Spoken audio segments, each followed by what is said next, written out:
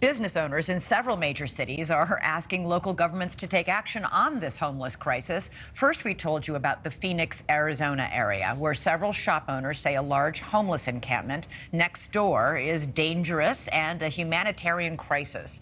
Local residents actually sued the city for allowing the encampment to grow to several blocks, saying it violated public nuisance laws. And in Savannah, Georgia, similar complaints are coming from businesses there.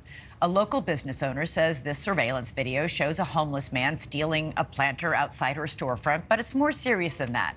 She complains she's forced to clean up human waste from her store steps many mornings when she arrives for work.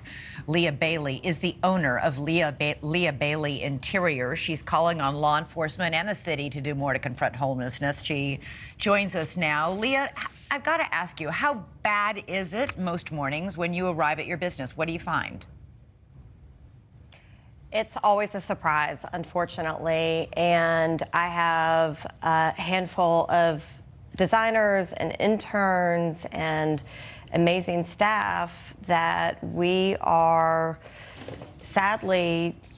know what we're going to walk into. We don't know if we're going to walk into a drunken homeless person. We don't know if we're going to walk into a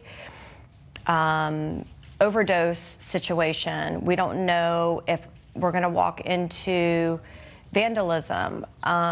We never know. And so we have asked multiple times for help over the course of a year and a half being in this location. I don't own the building, but I have the space next door, which is my design studio. It's private design studio for my designers, and I recently opened up a retail setting. I have a lock on the design house door for the girls, and it's a sensor lock so that we can open the door as we have people come to the door. I can't do that in a retail setting. Right. You have called the police many times. And we should say, this area, there are a lot of women-owned businesses. So a lot of you are women showing up every morning to open your places of business. You obviously haven't gotten the help you need from police. You can't call 911 every single morning. But I mean, I guess I'm trying to get a clearer picture of why would you feel unsafe? What's making you feel unsafe?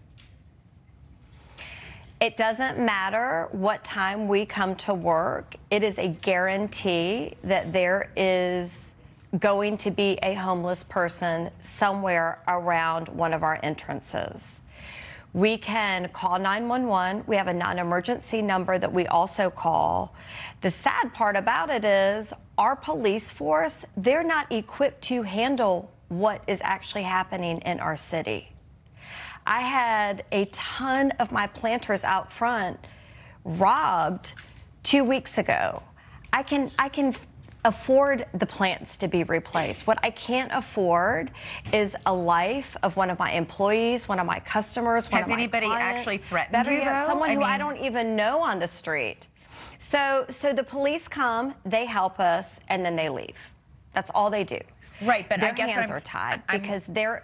I'm sorry, we have a little bit of a delay. What I'm trying to get from you is, have you felt threatened physically? I mean, it's, you know, homelessness is a terrible crisis in this country right now. But are they actually threatening you in some way? Yes. So they come at us violently. They speak horrible profanities to us. There's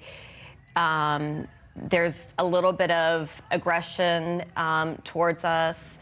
One of my employees recently this week, sadly, had to defend herself with a weapon. And the sad thing is, fortunately, it wasn't drawn, but we're running a business here. Right. We're all women. Right. And don't forget, we're coming off the end of COVID, and we are trying everything we can to make sure that homeless are people too. They're not someone that we're just going to throw aside. We are trying our best to offer them water, offer them money to help us clean things up. That's not what they want. Leah. I don't know what the answer is, to be quite honest with you. No, and I think that a lot of people agree. It's a huge problem. It's a very complicated problem. And I really hope that you guys stay safe there and that we get an answer to, at least on your street for you, something there. All right, Leah Bailey, thanks so much for talking to us. Thank you for watching. Go to newsnationnow.com to find News Nation on your television provider. And don't forget to click the red subscribe button below to get more of News Nation's fact-driven, unbiased coverage.